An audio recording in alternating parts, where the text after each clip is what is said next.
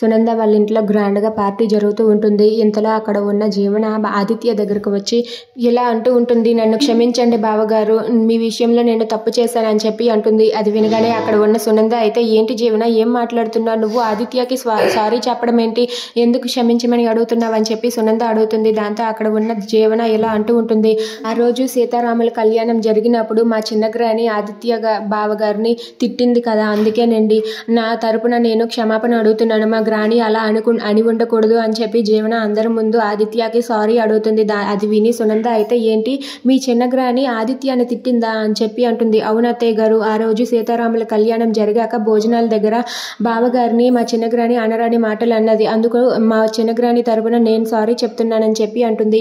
దాంతో అక్కడ ఉన్న సునంద ఎలా అంటూ ఉంటుంది, అదేంటి కళ్యాణం గుడిలో జరిగితే మీ చిన్నగ్రాని అక్కడికి ఎందుకు వస్తుంది, అక్కడికి వచ్చి ఆదిత్యాన్ని ఎందుకు తిడుతుంది, అసలు నువ్వేం మాట్లాడుతున్నావు జీవన అని చెప్పి సునంద అడుగుతుంది. దాంతో జీవన ఎలా అంటూ ఉంటుంది, ఆ రోజు కళ్యాణం జరిగింది గుడిలో కాదు అత్తయ్య గారు, మా ఇంట్లో సీతారాముల కళ్యాణం జరిగితే మేమే మా ఇంటికి వెళ్ళాం కదా అత్తయ్య గారు అని చెప్పి అంటుంది. అది విని అక్కడ ఉన్న సునంద ఒక్కసారిగా షాక్ అయిపోతుంది. ఏంటి సీతారాముల కళ్యాణానికి ఆ జ్యోతమ్మ ఇంటికి మీరు వెళ్ళారా అని చెప్పి అంటుంది. అవును అత్తయ్య గారు, ఈ విషయం మీకు తెలియదు కదా అని అంటూ ఉంటుంది. అది వినగానే సునంద అయితే చాలా కోపంగా ఆనంది అలాగే ఆదిత్య వైపు అయితే చూస్తూ ఉంటుంది. ఇక ఆదిత్య ఏం చేయలేక తలదించుకుంటాడు. ఇక జీవన అయితే ఆ విషయం సునందకి చెప్పగానే సునంద అయితే, ఈ విషయం నా దగ్గర ఎన్నాళ్ళు మీరు ఎందుకు దాచారని చెప్పి తనైతే చాలా కోపంతో రగిలిపోతూ ఉంటుంది. ఇక జీవన అయితే సునందకు చిచ్చు పెడుతుంది. ఇక సునంద చాలా కోపంతో రగిలిపోతుంది. Please subscribe our channel.